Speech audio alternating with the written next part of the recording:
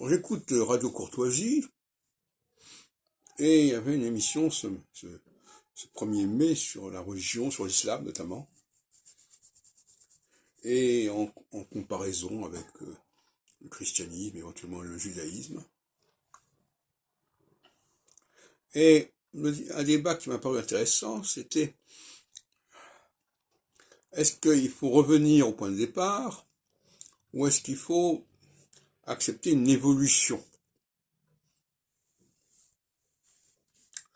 Et l'intervenant, je ne connais pas son nom, disait que pour l'islam, il fallait évidemment revenir au point de départ.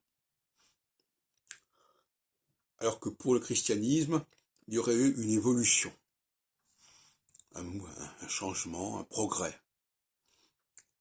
Et revenir au point de départ, ce serait une involution. Alors, cette notion d'évolution, qu'est-ce que ça veut dire?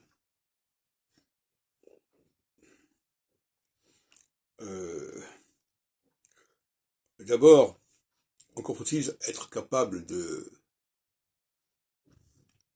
savoir comment ça évolue. Moi, ce qui me gêne, si vous voulez, c'est que le christianisme, comme l'islam, se réfère à un moment donné.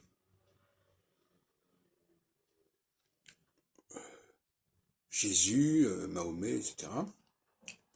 Et on est dans ce que j'appelle la célébration.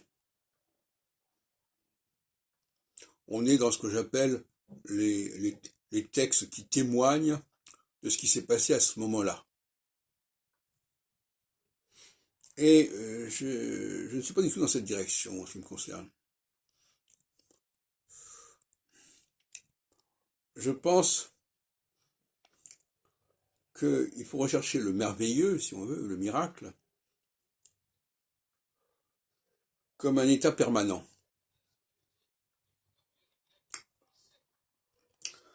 C'est-à-dire qu'il nous est donné constamment. Autrement dit, que ce que nous percevons aujourd'hui doit correspondre objectivement et l'expression, en fin de compte, de ce qui a pu exister au départ.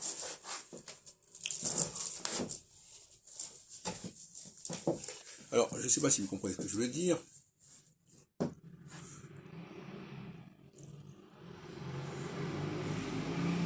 Ça signifie que nous ne pouvons connaître en réalité le passé qu'à travers le présent. Parce que dans un système cohérent, ce système, il est constamment dans la récurrence. Il se reproduit de façon cyclique constamment. Et par conséquent, ce que nous voyons aujourd'hui est censé correspondre à ce qui avait été prévu des millénaires plus tôt.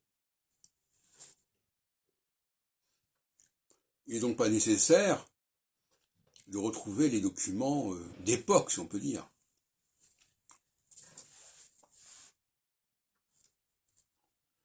Donc là, il y a déjà une différence.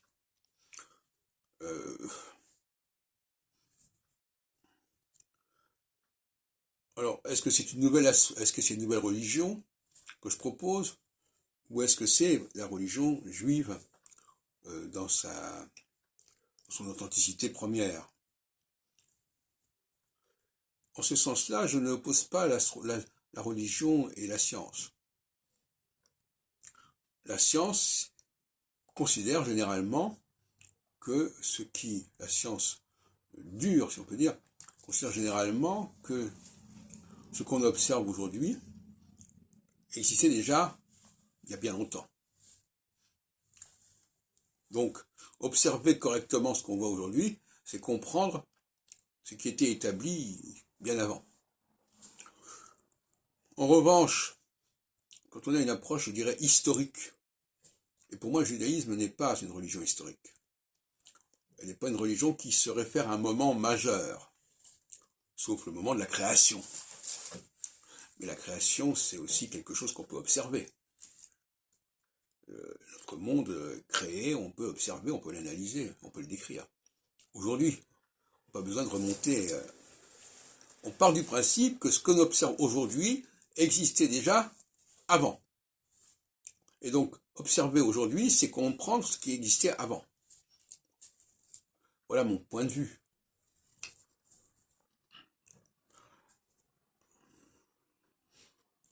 Alors, cette exigence épistémologique, ça veut dire que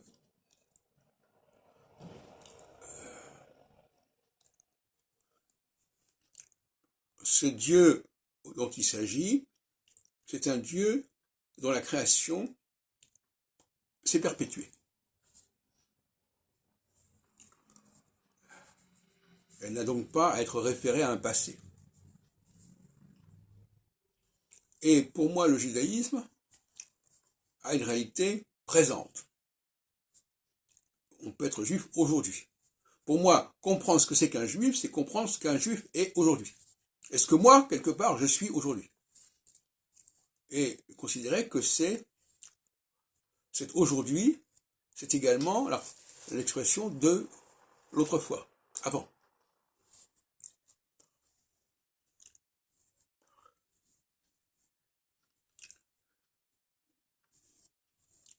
Alors là où il y a débat, c'est que il ne s'agit pas d'un avant du Big Bang. Il ne s'agit pas de remonter à l'origine des temps, au sens large du terme.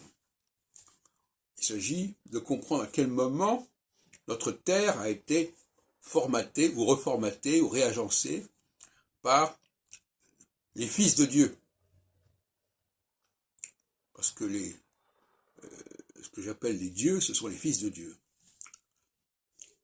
Terme qu'on retrouve d'ailleurs dans le christianisme. Ah ça, bon, l'expression existe, mais son interprétation est erronée, bien sûr. Mais nous devons rendre à César ce qui est à César, et au Fils de Dieu ce qui est au Fils de Dieu. C'est-à-dire comment il a transformé la nature, comment il a augmenté la nature. Pas la nature dans sa totalité universelle, mais notre nature à nous, sur cette terre, avec les planètes qui sont autour, avec cette humanité qui a été retravaillée, reformatée. Voilà, c'est ça dont il s'agit.